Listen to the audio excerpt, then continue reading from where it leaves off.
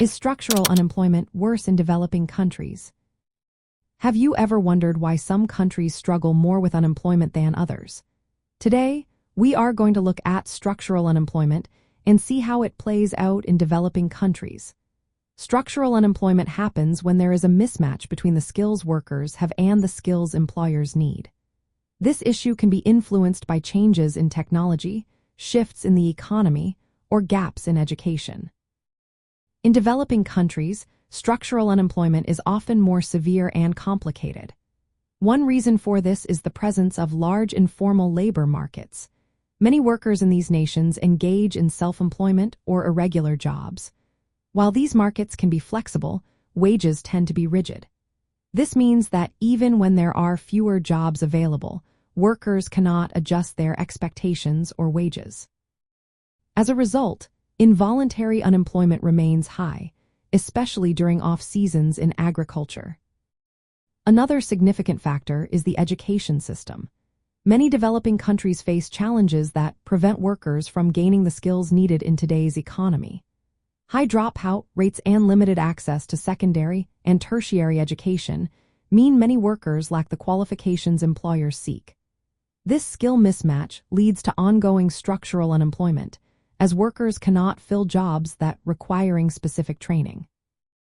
Rapid population growth also plays a role. Developing countries often see a fast-growing labor force, but economic growth does not keep pace. This creates a situation where there are more job seekers than available jobs.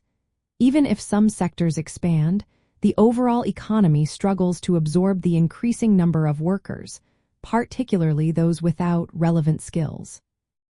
Additionally, many developing nations lack strong social safety nets and effective policies to tackle unemployment.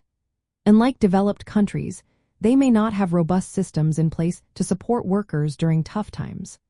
Programs aimed at job creation may face challenges, such as being effective only during certain seasons or risking the displacement of private sector jobs. This limits the government's ability to address structural unemployment effectively. From a socialist viewpoint, the situation highlights the shortcomings of capitalist systems that prioritize profit over fair employment and skill development. High structural unemployment reflects systemic inequalities, including insufficient investment in education and training. Socialism advocates for collective planning and universal access to education, aiming to create jobs that serve society's needs rather than just market demands. In summary, structural unemployment tends to be worse in developing countries due to rigid labor markets, skill mismatches, rapid labor force growth outpacing economic growth, and weak policy frameworks. These challenges call for systemic changes to create sustainable and inclusive job opportunities.